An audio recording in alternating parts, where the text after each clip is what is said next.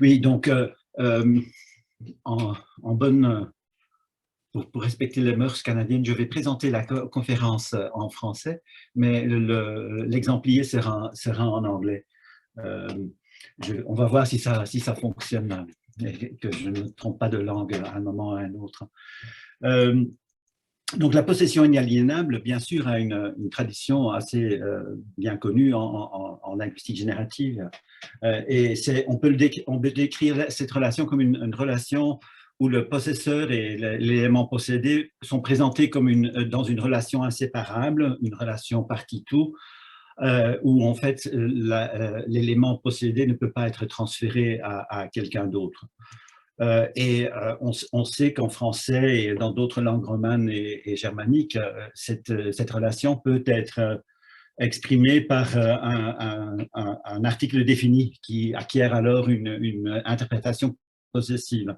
Et ça du moins, c'est l'analyse traditionnelle. Donc, on a quelque chose comme dans l'exemple 1, Marie a ouvert la bouche. Si Marie ouvre la bouche, c'est sa propre bouche qu'elle ouvre, c'est pas la bouche de quelqu'un d'autre. On ne peut pas faire la même chose avec quelque chose comme le livre, par exemple. Hein. Marie a ouvert le livre ne veut pas dire que c'est son livre à elle.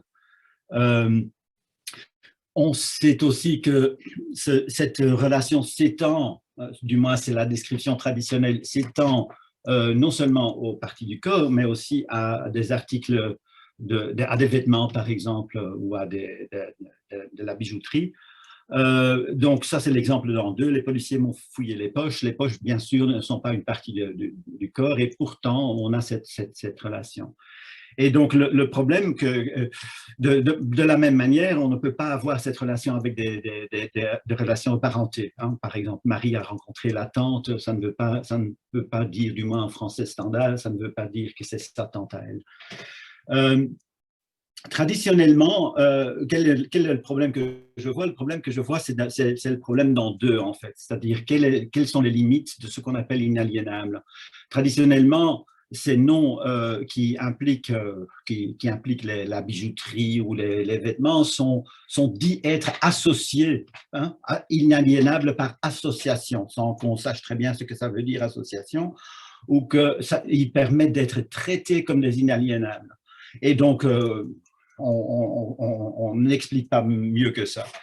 Mais le problème est évidemment que ces articles-là sont clairement transférables et séparables de leur propriétaire. Alors, quelle est la différence vraiment entre un vêtement et un livre, hein? C'est-à-dire, on peut se demander où ça s'arrête.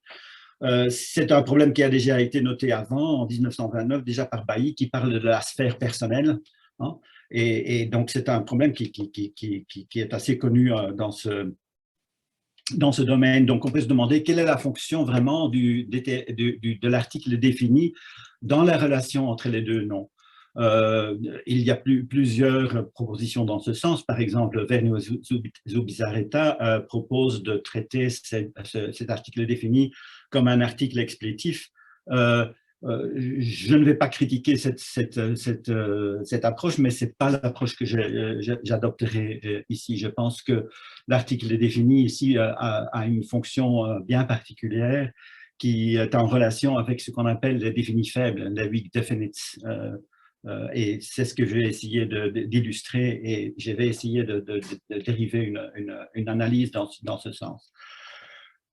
Donc, ce que je veux montrer, en fait, c'est ce qu'on appelle traditionnellement la possession inaliénable en français n'est ni aliénable, ni partout, ni partie-tout, ni possessif. En fait, aucun de ces descripteurs ne s'applique à la relation que nous voyons ici. Et en fait, il vaudrait mieux décrire cette relation comme une relation de localisation entre deux noms, où l'un est sur l'autre ou dans l'autre, hein, mais une relation de localisation qui est sujette à des restrictions supplémentaires. Et ces restrictions supplémentaires sont apportées en fait par le défini faible qui indique que le nom est caractéristiquement supposé se trouver sur le possesseur. Et j'insiste là-dessus, caractéristiquement supposé se trouver sur. C'est une une description un tout petit peu floue peut-être, mais vous allez voir ce que je veux dire. Donc, je vais d'abord un tout petit peu, ça va être assez informel, d'ailleurs, on me l'a reproché dans des rapports d'évaluation pour cet article. Je vais d'abord juste introduire les contextes syntaxiques, je vais montrer comment on va au-delà des parties du corps. Je vais faire quelques observations ultérieures parce qu'en fait, il y a plusieurs observations très curieuses qui peuvent être faites dans ce contexte. Et puis, je vais faire un résumé des observations, des généralisations pour ensuite partir sur une analyse où j'explique la relation entre les définis soi-disant inaliénables d'une part et les définis faibles d'autre part, et où je vais montrer que la possession peut dériver d'une syntaxe de la localisation, une syntaxe du lieu. Et que les restrictions qu'on observe peuvent être dérivées de l'interaction entre cette syntaxe de la localisation d'une part et la sémantique des définis faibles d'autre part, si tout va bien. Dans la conclusion, je vais essayer d'étendre ça à quelques autres langues pour expliquer la variation linguistique. Explication à laquelle je n'arrive pas vraiment dans beaucoup de détails, mais c'est juste pour un peu élargir la discussion. Voilà, les données sont bien connues. Je pense que bon, ça se trouve dans beaucoup de cours d'introduction. On a 4 contextes syntaxiques qui permettent d'utiliser le défini dans un contexte de soi-disant possession inaliénable. Ce qu'on appelle en anglais direct construal, donc les gestes naturels, comme Hatcher 44 les nomme. Donc, Oriane a levé les mains, où on n'a pas Oriane a lavé les mains, ce à quoi je vais revenir plus tard s'il me reste du temps. Le deuxième contexte, c'est les possesseurs datifs, bien sûr, du genre Oriane lui a lavé les mains, ou la tête lui tourne, qui implique aussi un datif. Le troisième contexte, c'est les adjoints prépositionnels, comme Oriane a frappé Jean sur l'épaule ou Théophile a marqué un but de la tête, ou de la tête, c'est avec la tête, bien sûr. Et un quatrième contexte, le contexte des petites phrases. Anne a les yeux bleus, Oriane a la tête dans les nuages, il est parti la tête haute, ce genre d'expression. Une dernière chose qu'il faut remarquer dans ce contexte, c'est une autre contrainte syntaxique ou sémantique si on veut, c'est-à-dire que le non inaliénable ne peut pas être modifié ultérieurement. Donc on a, sauf s'il est inhérent ou restrictif, ce qui est de nouveau une contrainte un tout petit peu étrange dans ce contexte, mais dont on va discuter plus tard. Donc on peut dire Oriane a levé la main droite, mais on ne peut pas dire Oriane a levé la main charmante. Et ainsi de suite pour les autres exemples que je donne à titre d'illustration, mais que vous connaissez tous, je pense. Donc, juste pour donner l'aperçu des contextes syntaxiques bien connus, tout ça, c'est connu, je pense.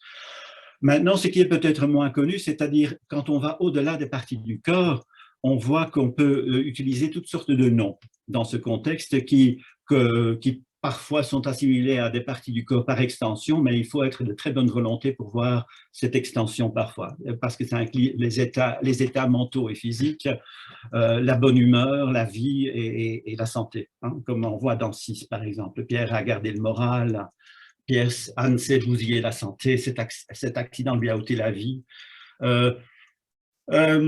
Aussi des articles, les vêtements, les éléments de protection personnelle ou la bijouterie, une chemise, le pantalon, le casque, la montre, tout ça marche dans ces contextes. Chaussures, chaussettes, sandales, ça fonctionne.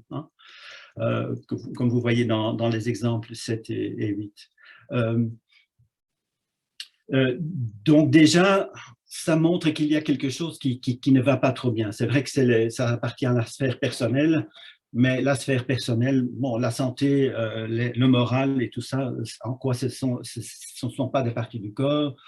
Ça appartient à la sphère personnelle, oui, mais comment? C'est pas très clair. Attendez, je vais trouver peut-être. Oui. Aussi des choses comme je l'ai attrapé par la ceinture ou par la cravate. De nouveau, on peut prendre quelqu'un par des vêtements. Il y a une restriction supplémentaire qui a été notée, mais pas vraiment élaborée par Guéron 2006, c'est qu'il doit y avoir un contact corporel entre les deux. Prenez par exemple l'exemple 9. Pierre lui a ouvert la chemise. Cette phrase est bonne, mais uniquement dans un contexte où la personne à laquelle on ouvre la chemise porte la chemise. Elle ne serait pas bonne, par exemple, dans un contexte où la chemise se trouve sur un lit et on ouvre la chemise. Donc, il doit y avoir contact.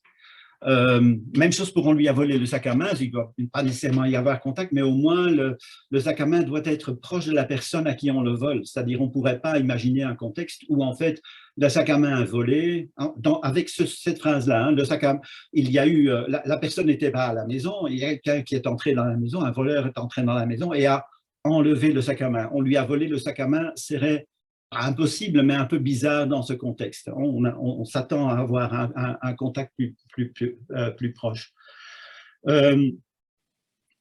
C'est sans doute aussi pourquoi les phrases dans 10 sont un peu bizarres. Pierre s'est lavé la chemise, c'est un peu curieux.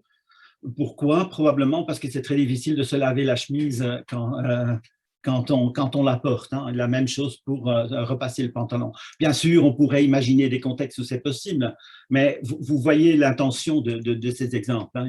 Les exemples ont l'intention de montrer qu'il doit y avoir une sorte de contact entre les deux. Ce qui marcherait très bien, évidemment, dans cette notion de sphère personnelle ou association avec éléments inaliénables, mais tout de même, en même temps, ça reste un peu curieux. Il y a d'autres exemples un peu curieux que l'on voit dans 11. On peut avoir des choses comme il a gardé la veste malgré le soleil. Hein, ils ont enlevé les chaussures ou les sandales avant d'entrer. Quand on enlève les chaussures ou les vêtements, ça va très bien. Mais quand on les met, ça ne va pas, pour une raison que j'ignore. Du moins, ce sont les faits que j'ai quand même vérifié avec des francophones. Donc, on peut très bien tomber la veste, mais on ne peut pas très bien endosser la veste. Hein. Anna endosser la veste n'a pas le même sens. Donc, pourquoi est-ce qu'il y a cette restriction? Donc, en fait, quand on maintient une situation, ça va très bien. Hein, donc, comme par exemple dans 15, regagner la santé ou garder la santé, ça va.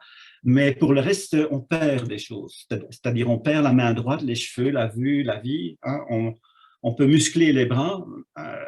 On ne peut pas muscler les bras facilement. C'est-à-dire, on ne peut pas changer les bras en quelque sorte ou améliorer la cheville. Ça ne va pas. Il faut soit perdre, soit maintenir.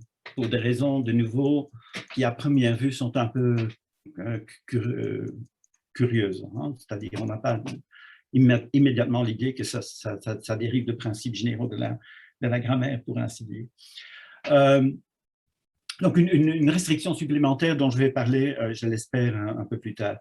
On sait aussi qu'il y a beaucoup d'expressions en fait qui sont construites sur ce sens. Hein. On a des expressions du genre perdre la main, perdre la tête, perdre les pédales, perdre la face, tomber la veste, la chemise, mais pas mettre la veste de la même manière. Hein. Une expression comme mettre la veste n'est pas, du moins dans mon français, n'est pas habituelle, disons. Dans les adjoints, dans les PP adjoints, on note une autre restriction, une restriction un tout petit peu différente, c'est-à-dire que la possession inaliénable est uniquement possible s'il y a une relation proprement de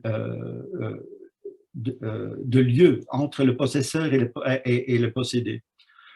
Notez que j'ai dit une relation de lieu, hein, de localisation, ce qui ne veut pas dire que ça doit être nécessairement des prépositions de lieu. Dans 3, oui, bien sûr, hein, Oriane a frappé Jean sur l'épaule ou a marqué un but de la tête, mais notez par exemple qu'un but de la tête, n'est pas une préposition de lieu. C'est une préposition qui est interprétée ici comme un instrument. Hein. Marquer un but de la tête, est ici un instrument. Et un instrument, bien sûr, la fonction instrumentale peut être vue comme une localisation dans un sens assez strict, c'est-à-dire quand on utilise un instrument, on le touche en quelque sorte. Hein. Il y a une relation de localisation entre les deux. Même chose pour elle mange avec la main droite. Mais on ne peut pas, comme vous le voyez bien, dire très bien des choses comme dans 19, c'est-à-dire je l'ai complimenté pour la cravate, n'indique pas une localisation de lieu entre la personne et la cravate, et donc ça ne va pas. C'est-à-dire, il y a cravate qui normalement irait très bien, il y a une personne, et il devrait être possible d'établir un lien entre les deux, et pourtant ce n'est pas possible, et c'est dû à mon avis à cause de la préposition pour, même chose pour à propos de dans 19. Et il y a des oppositions minimales assez, parce que nous aimons, en tant que linguistes, nous aimons les oppositions minimales, n'est-ce pas? Il y a des oppositions minimales assez amusantes, comme dans 20. Hein, la pianiste compte sur ses doigts. Ça peut avoir les deux sens. Hein, ça peut avoir le sens littéral et le sens figuratif. Elle a besoin de ses doigts, elle compte sur ses doigts.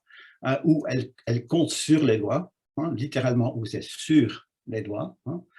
Mais alors, quand on change le c'est par les, hein, comme à la page suivante, la pianiste compte sur les doigts.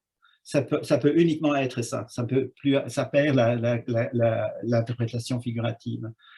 Ce qui montre qu'effectivement, hein, la notion de localisation doit être présente. Si elle disparaît, la possibilité d'avoir un défini disparaît avec. Cependant, je dirais que cette relation de lieu, au sens étendu, hein, cette relation de lieu n'est pas suffisante pour utiliser l'article défini. Regardez dans 21, par exemple, elle mange avec la fourchette, tout d'un coup, ça ne va pas, ou je l'ai frappé sur l'épaule, ça va très bien, mais je l'ai frappé sur le chat, même si le chat est localisé sur la personne, tout d'un coup, ça ne va plus. Et cela est dû, à mon avis, à ce qu'on appelle, ce que j'appelle la prédictibilité ou la prévisibilité de la relation, hein, qui remplace en quelque sorte, dans mon analyse, la notion d'inaliénable. C'est-à-dire la relation de localisation entre le possesseur et le possédé, hein, entre les deux éléments, doit être prédictible ou attendue. Et évidemment, une main est supposée être sur une personne d'une manière qu'une fourchette ne l'est pas. Fries utilise, dans son article, utilise le terme de characteristically associated, caractéristiquement associé, mais il ne fait rien de ça. Il dit oui, ça c'est juste une version de l'inaliénable. Moi, je pense que ça va plus loin. En fait, je pense que cette notion de caractéristiquement associé est en fait le fond du problème. C'est une relation que j'appelle expectedness, et qui est en fait contribuée par l'article défini, et par l'article défini faible, plus spécifiquement. C'est-à-dire, bien sûr, cette notion d'expectedness n'est pas une propriété lexicale du nom, c'est une propriété qui est contribuée par l'article défini, et spécifiquement, l'article défini faible porte cette relation de expectedness. Qu'est-ce que je veux dire par expectedness? Ben, en fait, je veux introduire cette notion comme une valeur évidentielle. Comme vous savez, j'ai travaillé un peu sur l'évidentialité. Et en fait, je vois cette notion comme une valeur d'évidentialité dans le domaine nominal. Et en fait, que c'est la contrepartie nominale de la notion qu'on voit au niveau de la phrase, un inférentiel sur la base de savoir commun, de connaissances communes. Il y a beaucoup de langues comme le Tukuya par exemple ou d'autres langues qui ont un inférentiel qui permet exactement, qui exprime justement ça. Donc, qui dit par exemple, voilà, il doit y avoir des champignons dans les bois. Et comment est-ce qu'on le sait, hein? Il y a un évidentiel d'inférence qui est attaché. Qu'est-ce qu'il dit? Cet inférentiel, il dit, voilà, j'infère cela parce que c'est la saison. C'est quelque chose que tout le monde sait. Tout le monde sait qu'à cette époque-ci de l'année, il y a des champignons dans les bois. Et ils ont un évidentiel spécifique pour ça, un évidentiel qui est donc basé sur la connaissance commune. L'idée ici, c'est la même en fait, c'est de dire, voilà, la connaissance commune nous dit que les mains sont localisées sur la personne. Hein. La connaissance commune nous dit qu'une chemise, c'est fait pour porter. C'est pas fait pour pendre dans une armoire. Hein. Un chat, par contre, c'est pas supposé être sur une personne, c'est-à-dire c'est pas la localisation normale attendue, hein, prévisible du chat, même si certains chats ne semblent pas se soucier beaucoup de cette contrainte. Même chose pour la fourchette par opposition à la main. Donc, vous voyez un peu la direction dans laquelle je veux aller. Je dis explicitement que c'est une relation d'évidentialité parce que d'autres personnes ont dit que c'est une relation qui est stéréotypée. Le problème que j'ai avec stéréotypé, c'est que ça ne semble pas être une notion de base du vocabulaire grammatical dont nous disposons. Ce terme est uniquement utilisé dans le contexte des définis faibles, et quand un terme est uniquement utilisé dans un seul contexte, je pense qu'il faut se méfier. Je réinterprète cette notion de stéréotype dans le contexte des définis faibles en termes d'évidentialité, ce qui, à mon avis, me permet de bien mieux les comprendre. Pour la notion de voir que les évidentiels ne sont pas juste des éléments qui s'attachent au niveau de la phrase, mais aussi au niveau du nom, il y a des précédents. Il y a un article de Guillaume Jacques à ce propos. On voit ça aussi très bien quand on regarde les démonstratifs, la différence entre les démonstratifs proche et distant, par exemple, c'est la même chose que la différence entre visible et non visible dans le domaine évidentiel. Tout cela est assez bien connu par les personnes qui ont justement travaillé sur des langues amérindiennes du Canada. Donc, ce qui rend l'introduction de cette notion particulièrement appropriée pour cette conférence.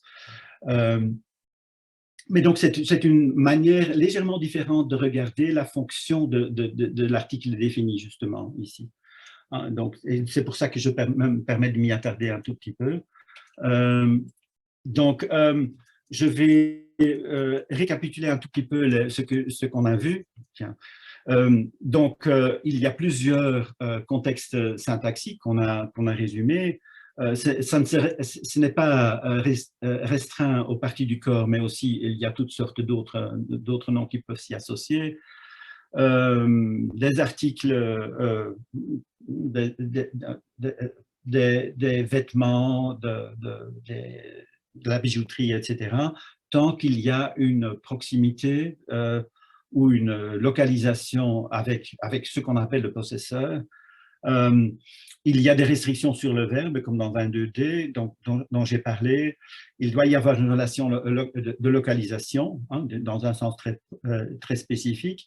Et cette relation de localisation est restreinte de manière supplémentaire par l'article défini au sens faible, c'est-à-dire par cette notion de expectedness qui est associée avec cet article.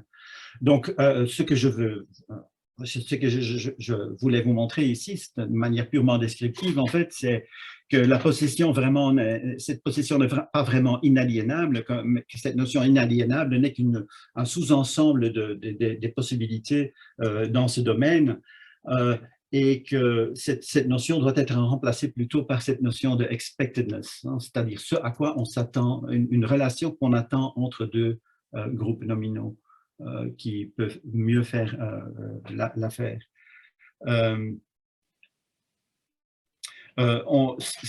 Oui, je vais sauter ça. Donc, je vais aussi formuler une généralisation pour bien insister sur cette nature. Donc, ce n'est que des noms dont on peut attendre que le référent se trouve sur le DP qui est communément appelé le possesseur, qui peut être introduit par l'article défini pour indiquer cette relation soi-disant inaliénable. Et il doit y avoir donc une relation de localisation entre les deux. C'est ce que j'essaye de formuler dans 24.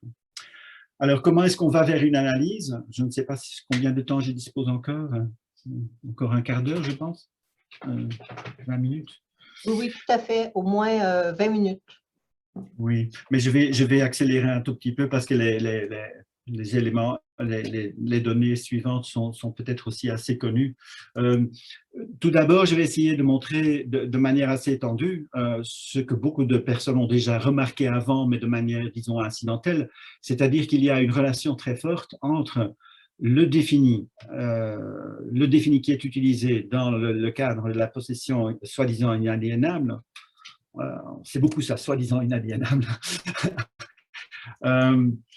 mais que les propriétés de ce défini inaliénable sont partagées en fait avec les propriétés du défini qu'on appelle le défini faible dans la littérature sémantique. Il y a 9 propriétés, quand on regarde bien, il y a 9 propriétés qui sont partagées. Donc, ça montre quand même que ce n'est pas accidentel. Donc, une première chose, c'est que c'est ce qu'on appelle non-unique reference, la référence non unique. Si on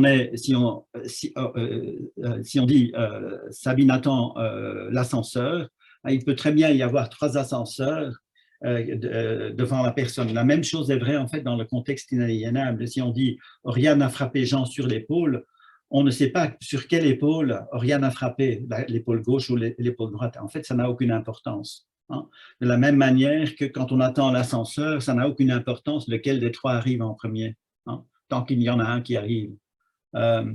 C'est ça qu'on veut dire par non-unique reference.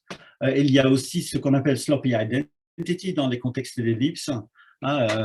Matteo called the doctor and Sabine dit tout, on a la même chose avec Oriane a levé la main et Maeve aussi. Donc il y a sloppy identity dans le contexte de l'ellipse. Il y a narrow scope dans 28, c'est-à-dire il y a clairement une relation un à un sur laquelle je vais revenir plus tard. Aussi parce que c'est pas toujours simple. Il y a des restrictions lexicales. Par exemple, Martha is in the hospital and Alice is too. Bon, on ne peut pas dire Martha is in the hotel and Alice is too. Donc, il semble y avoir des changements de sens, en fait. Go to the beach.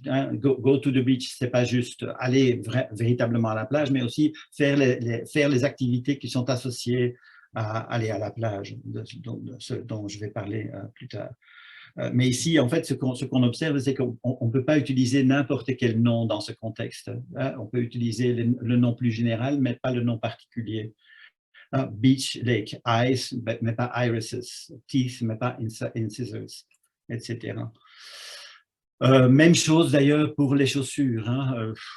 Il est beaucoup plus facile de dire les visiteurs ont enlevé les sandales que les visiteurs ont enlevé les espadrilles. C'est pas que c'est impossible, mais c'est moins clair. Les restrictions sur la modification, ça c'est connu de Zubizarreta et Vergniaud pour ce qu'on appelle la possession inaliénable.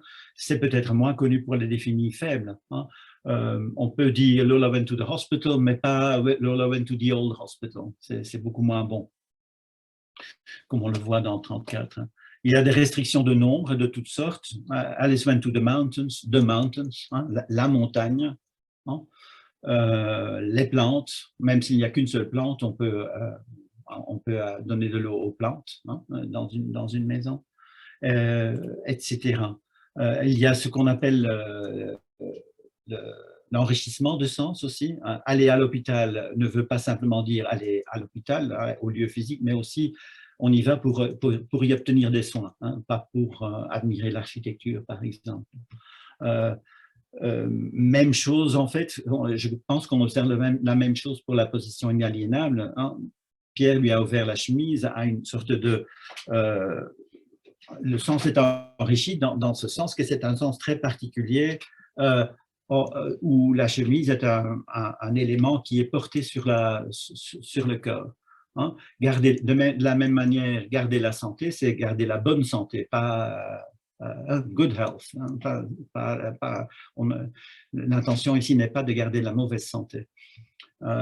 Le problème ici, évidemment, c'est que la notion de stéréotype, comme je vous l'ai dit tout à l'heure, n'est pas vraiment bien définie. Et c'est pour ça que je veux la remplacer par cette notion de expectedness. Je pense que ce sont les sens soi-disant stéréotypiques sont des sens qui sont beaucoup mieux interprétés dans le contexte de la connaissance commune, en quelque sorte, de la connaissance générale.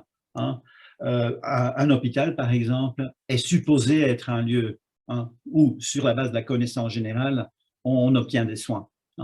Et c'est c'est ça que le déterminant, l'article défini apporte en quelque sorte. L'article défini impose cette interprétation très générale, connectée à la connaissance générale. Donc, ça empêche en quelque sorte une interprétation définie, normale, c'est-à-dire définie par le contexte familier, en quelque sorte. Je pense d'ailleurs que cette notion de expectedness permet de repenser la notion de familiarité dans un sens différent. Parce que familier, évidemment, est une forme de prévisibilité dans le contexte. Donc, je pense qu'en fait, toute cette littérature devrait être revue à la lumière de expectedness, pas l'inverse. Parce que maintenant, la littérature sémantique a un grand problème de relier, d'une part, l'interprétation, ce qu'ils appellent stéréotypique de weak definite, d'une part, à la notion de familiarité dans le contexte du locuteur, qui est par exemple, qu'on voit par exemple dans Jean a lu un livre, le livre se trouve sur la cheminée, c'est-à-dire l'article défini normal, disons, qui dit voilà, c'est le livre qui se trouve dans le contexte et qui est familier dans le contexte. Je pense qu'il est beaucoup plus facile de relier familier à expectedness que stéréotypique à familier, si vous voyez ce que je veux dire. Mais ça, c'est des problèmes plus généraux. En tout cas, ce que je veux, c'est relier cette notion de weak definite, la sémantique des définis faibles, à la sémantique à la sémantique de l'inaliénable, des non inaliénables, par le biais de cette notion de expectedness. Il y a encore d'autres relations là, la référence non familière dans 40 et aussi les interprétations qui covarient, mais uniquement dans un contexte de possession. Donc par exemple, on sait qu'il y a covariance avec dans 41, the race car drive is tightly gripped the steering wheel. Dans le meilleur des cas, évidemment, ils prennent chacun leur propre volant, le volant de leur propre voiture. Mais ce n'est pas toujours le cas. The victims were taken to the hospital ne veut pas dire que chaque victime est envoyée à son propre hôpital. Il n'y a pas autant d'hôpitaux que de victimes. Par contre, quand il y a la possession, apparemment, oui. Donc, quand le volant est en quelque sorte dans la possession du conducteur, à ce moment-là, il semble y avoir cette relation 1 sur 1. Et ça, c'est quelque chose qui a été observé aussi par Vernio Zubizarreta, bien sûr. C'est qu'il y a cette covariance entre l'estomac des enfants et les enfants. Même si les enfants sont au pluriel et l'estomac est au pluriel, l'estomac est interprété avec un sens pluriel qui covarie. Voilà. Alors, pour revenir à la syntaxe un tout petit peu quand même, c'est que la première chose que je veux montrer, c'est que cette notion de possession dérive de la syntaxe et de la sémantique de la localisation.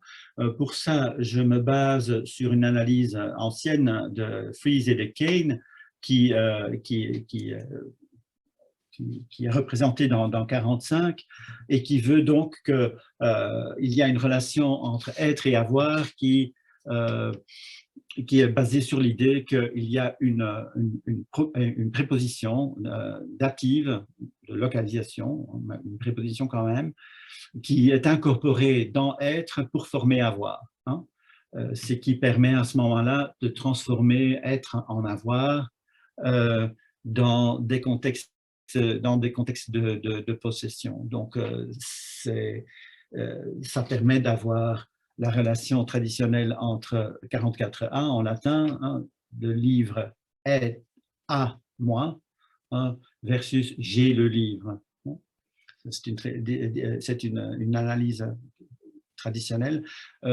J'ai moi-même, avec un collègue, étendu cette analyse au néerlandais, pardon, sich, dans les constructions réfléchies du type se faire mal, se faire mal au pied, et des choses comme ça.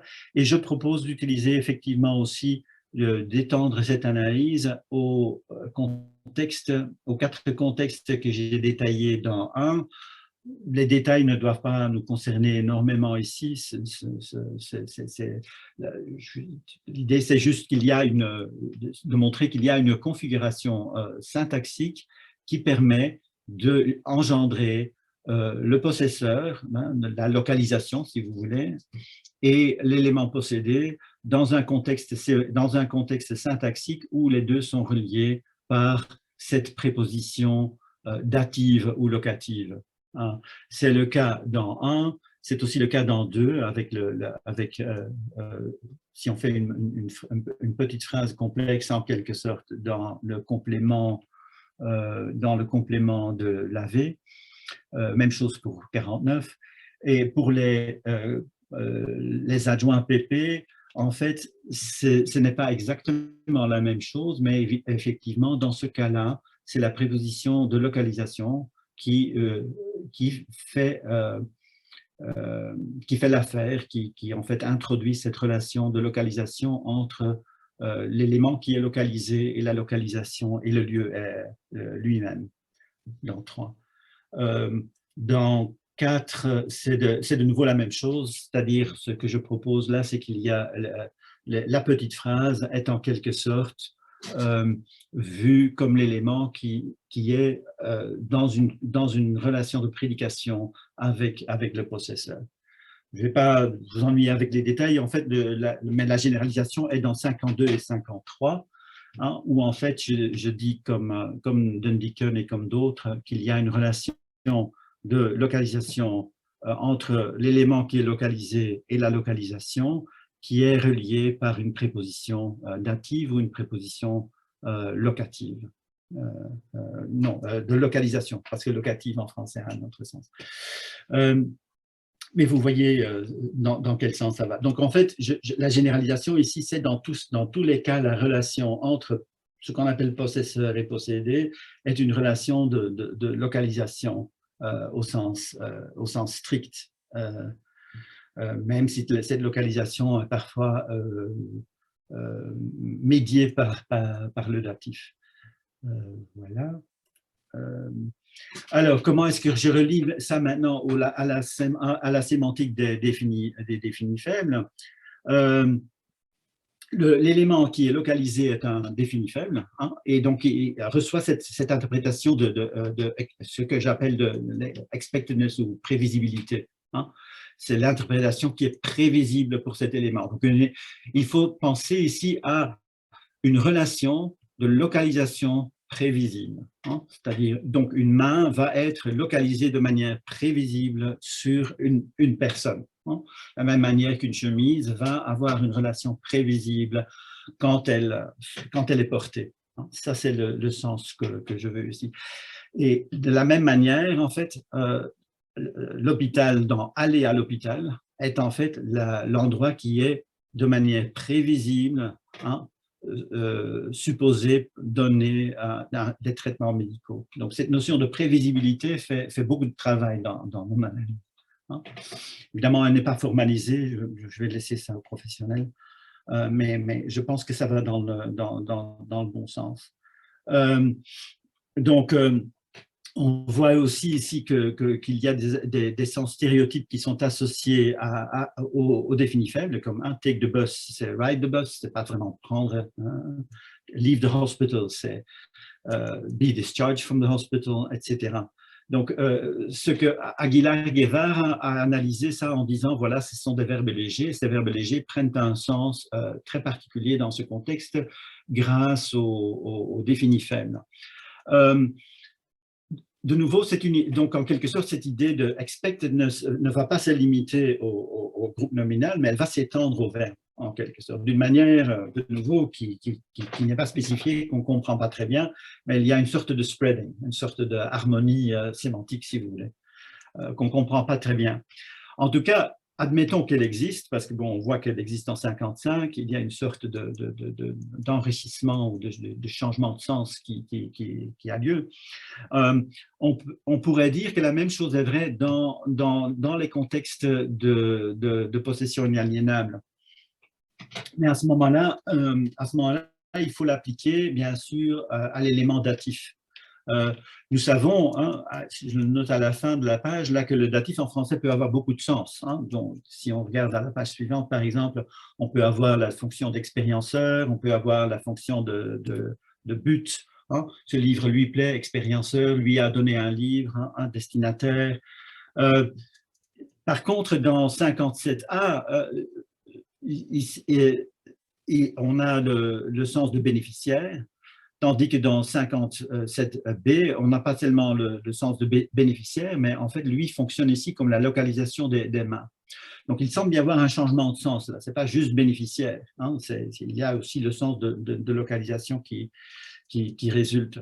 Et ce que je voudrais proposer, c'est que de la même manière que les verbes légers pour Aguilar-Guevara changent de sens, prennent un sens très particulier, ici, je voudrais dire que l'élément datif prend le sens très particulier de localisation d'un coup.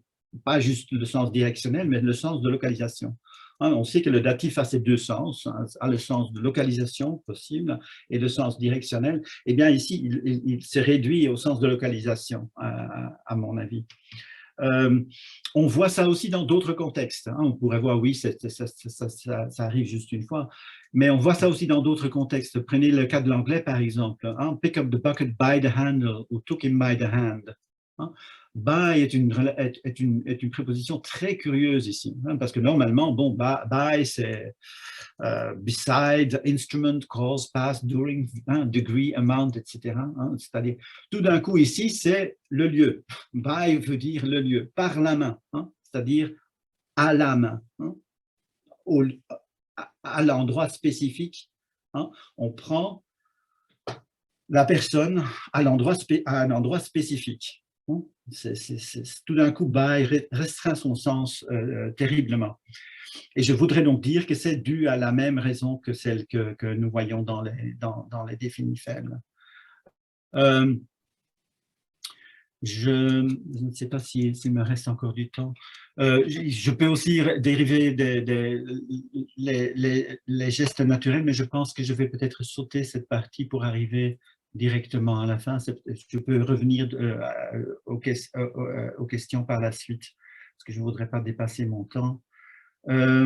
Donc, pour résumer un tout petit peu, la possession inaliénable n'est ni inaliénable, ni partie tout, ni la possession. En fait, c'est une version de localisation extrêmement restreinte par le sens du défini faible qui a ici un sens de attendu, expectedness, hein, prévisibilité forte, je dirais. Hein.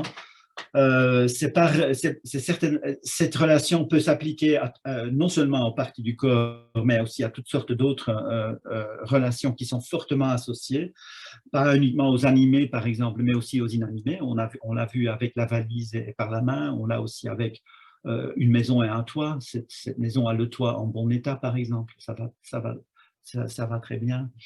Donc ça n'a rien à voir avec la possession inaliénable dans le sens classique, à mon avis, mais avec une relation de localisation très particulière, très restreinte, imposée par ce défini faible, avec le sens que j'ai essayé de spécifier en termes évidentiels.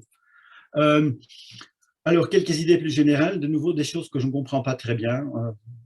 D'ailleurs, des évaluateurs de l'article m'ont dit que ça ne valait pas la peine de le mettre sur papier, mais je vous les juge.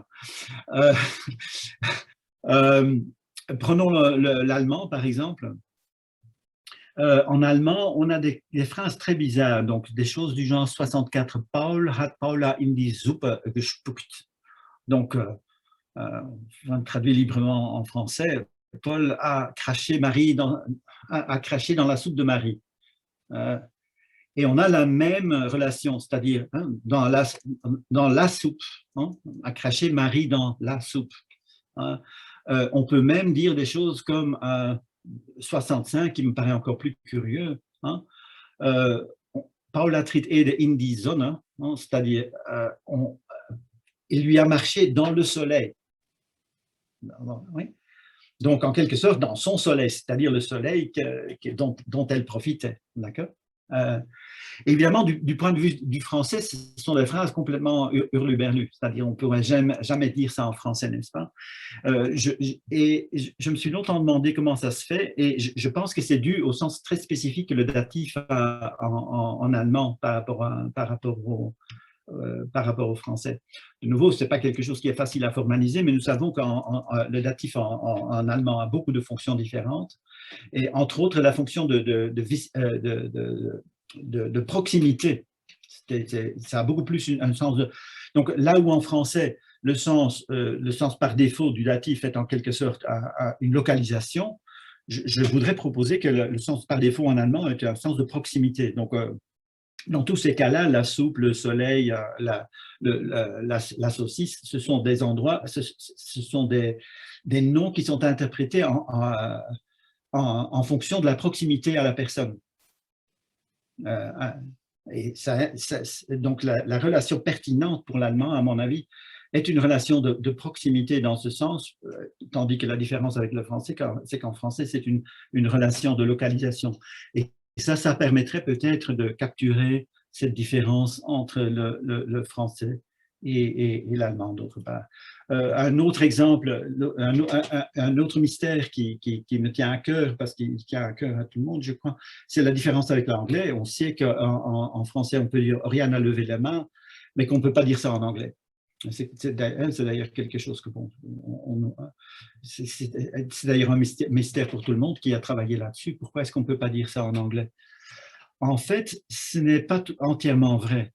On sait qu'il y a des exemples comme dans 68, des exemples peut-être un peu archaïques, mais qui ont tous comme particularité que ça exprime l'obligation ou la généricité ou quelque chose de modal.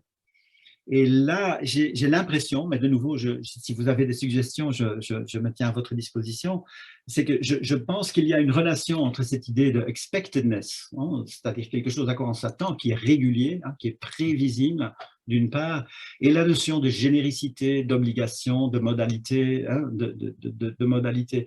Donc, d'une manière ou d'une autre, cette contrainte qui existe pour le défini, dans ces contextes en anglais, exige que c'est étendu d'une manière que je ne comprends pas à l'ensemble de la phrase. Mais de nouveau, je ne comprends pas le détail de cette opération. C'est pour ça que je l'ai noté, mais je la laisse sans explication véritable. Voilà, je vais m'arrêter là et je me réjouis de répondre à vos questions.